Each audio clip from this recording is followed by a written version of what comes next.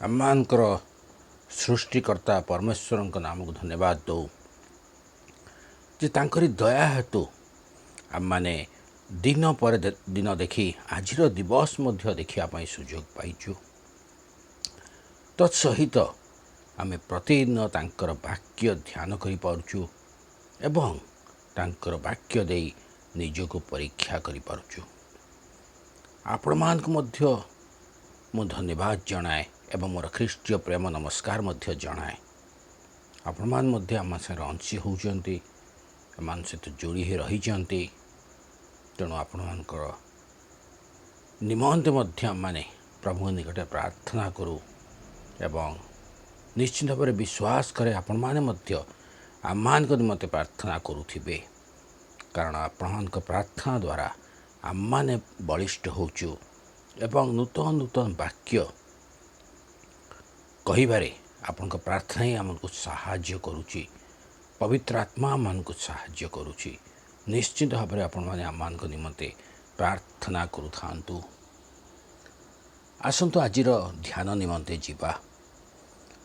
ଆଜି ଯେଉଁ ବିଷୟ ନେଇ ଆମେ ଧ୍ୟାନ କରିବାକୁ ଯାଉଛୁ ତାର ପ୍ରସଙ୍ଗଟି ହେଉଛି ଉତ୍ତମ ସମୀରଣୀୟ। ଉତ୍ତମ ସମୀରଣୀୟ।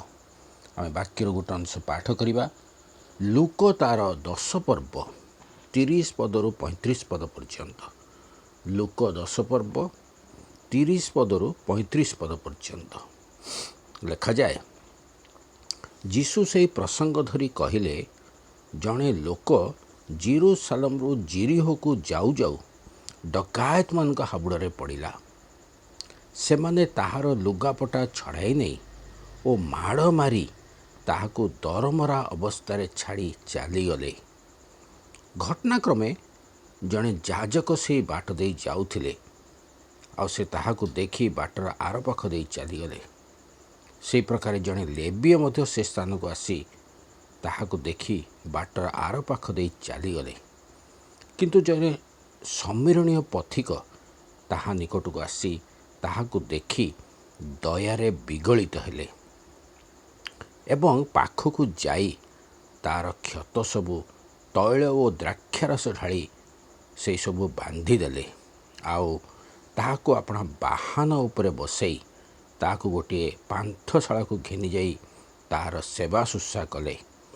ତ ଆର ଦିନ ସେ 2 ଟଙ୍କା ବାହାର କରି ପାନ୍ଥଶାଳାର କର୍ତ୍ତାଙ୍କୁ ଦେଇ କହିଲେ, ଏହାର ସେବା ଶୁଶ୍ରୂଷା କର, ଆଉ ଯାହା କିଛି ଅଧିକ ଖର୍ଚ୍ଚ କରିବ ତାହା ମୁଁ ବାହୁଡ଼ି ଆସିବା ସମୟରେ ତୁମ୍ଭକୁ ପରିଶୋଧ କରିବି। ଏହି ଦୃଷ୍ଟାନ୍ତ ପ୍ରଭୁ ଯୀଶୁ ଜଣେ ବ୍ୟବସାୟ ଶାସ୍ତ୍ରଜ୍ଞଙ୍କୁ ଶୁଣାଉଛନ୍ତି। ଏହି ଦୃଷ୍ଟାନ୍ତର ନାମ ହେଉଛି ଉତ୍ତମ ସମୀରଣୀୟର ଦୃଷ୍ଟାନ୍ତ। ପ୍ରଭୁ ଯୀଶୁ ଏହି ଦୃଷ୍ଟାନ୍ତରେ କହନ୍ତି, ଜଣେ ବ୍ୟକ୍ତି ଜେରୁସାଲେମରୁ ଜେରିହୋକୁ ଯାଉଥିଲେ।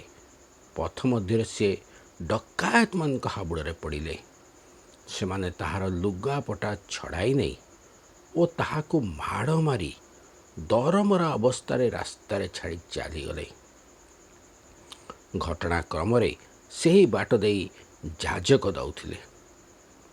ସେ ବ୍ୟକ୍ତିକୁ ଦେଖି ତାହାର ଆରପାଖ ଦେଇ ଚାଲିଗଲେ। ସେହି ପ୍ରକାରେ ସେହି ବାଟେ ଜଣେ ଲେବୀୟ ମଧ୍ୟ ଗଲେ। ସେ ମଧ୍ୟ ତାକୁ ଦେଖି ବାଟର ଆରପାଖ ଦେଇ ଚାଲିଗଲେ। କିନ୍ତୁ କିଛି ସମୟ ପରେ ଜଣେ ସମୀରଣୀୟ ଲୋକ ସେହି ବାଟରେ ଯାଉଥିଲେ।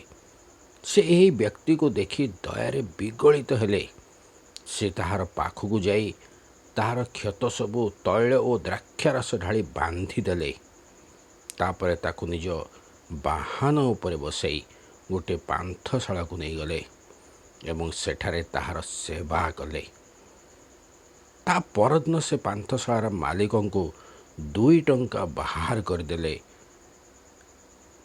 ତାକୁ କହିଲେ, ଏହାର ସେବା ଶୁଶ୍ରୂଷା କରିବ, ଆଉ ଯଦି ବେଶୀ ଖର୍ଚ୍ଚ ହୁଏ ମୁଁ ଫେରିବା ସମୟରେ ଦେଇଦେବି।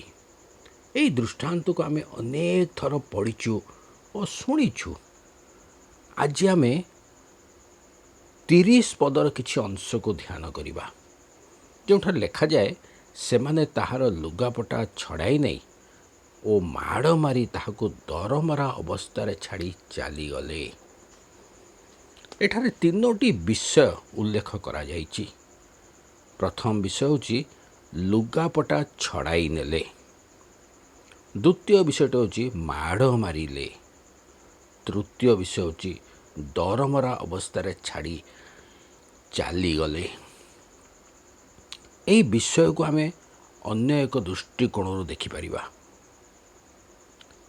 ଯୌହନ ତାର 10 ପଦରେ ଲେଖାଯାଏ, ଚୋର କେବଳ ଚୋରି, ବଧ ଓ ବିନାଶ କରିବା ନିମନ୍ତେ ଆସେ। ଚୋର ତିନୋଟି ବିଷୟ ନେଇ ଆସିଥାଏ: ଚୋରି କରିବାକୁ, ବଧ କରିବାକୁ, ବିନାଶ କରିବାକୁ। ଯଦି ଆମେ ଭଲ ଭାବରେ ଚିନ୍ତା କରୁ ତେବେ ଜାଣିପାରିବା ପ୍ରଭୁ ଯୀଶୁଙ୍କର ଏହି ଦୃଷ୍ଟାନ୍ତରେ ଡକାୟତମାନେ ସେହି ପଥିକର ଲୁଗାପଟା ଛଡ଼ାଇ ନେଇଗଲେ, ଅର୍ଥାତ୍ ଚୋରି କରିଛନ୍ତି। ତାପରେ ତାକୁ ମାଡ଼ ମାରିଛନ୍ତି ଏବଂ ଦରମରା ଅବସ୍ଥାରେ ଛାଡ଼ି ଚାଲିଯାଇଛନ୍ତି, ଅର୍ଥାତ୍ ବଧ ଓ ବିନାଶ କରିଛନ୍ତି। ଆମ ଜୀବନକୁ ଆମେ ସେହି ପଥିକ ସ୍ଥାନରେ ରଖି ଚିନ୍ତା କରିପାରିବା।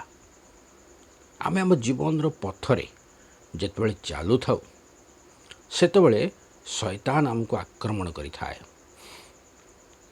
ସେ ଆମର ମହିମା ରୂପୀ ବସ୍ତ୍ରକୁ ଚୋରି କରିନିଏ। ଏଦନ ଉଦ୍ୟାନରେ ଏହା ହିଁ ହେଇଥିଲା।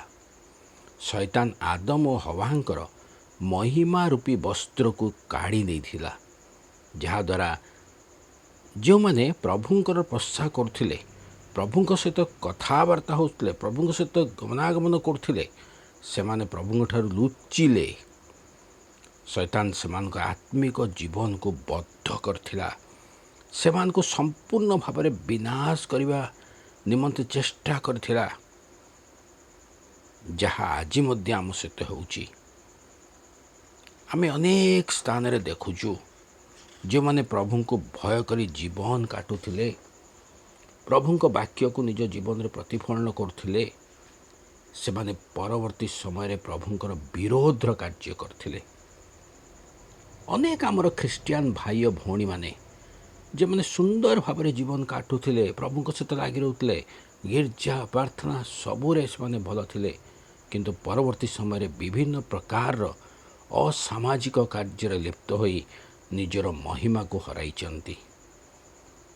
ଅନେକ ଲାଞ୍ଚ ନେଇ, ଅନେକ ଚୋରି କରି, ଅନେକ ଦୁଷ୍କର୍ମ କରି, ଅନେକ ହତ୍ୟା କରି, ଏପରି ଅନେକ ପ୍ରଭୁଙ୍କର ଦାସ ଦାସୀମାନେ ମଧ୍ୟ ଯେଉଁମାନେ ପ୍ରଭୁଙ୍କର ସେବା କରୁଥିଲେ, ସେମାନେ ମଧ୍ୟ ବିଭିନ୍ନ ପ୍ରକାରର ଅସାମାଜିକ କାର୍ଯ୍ୟ ଏବଂ ବ୍ୟଭିଚାରର କାର୍ଯ୍ୟରେ ଲିପ୍ତ ହୋଇ ନିଜର ମହିମାକୁ ହରାଇଛନ୍ତି। ଏ ସମସ୍ତ ସେମାନଙ୍କ ଜୀବନରେ କିଏ କଲା? ମନେ ରଖିବା, ଏ ସମସ୍ତ ବିଷୟ ଶୈତାନର କାର୍ଯ୍ୟ।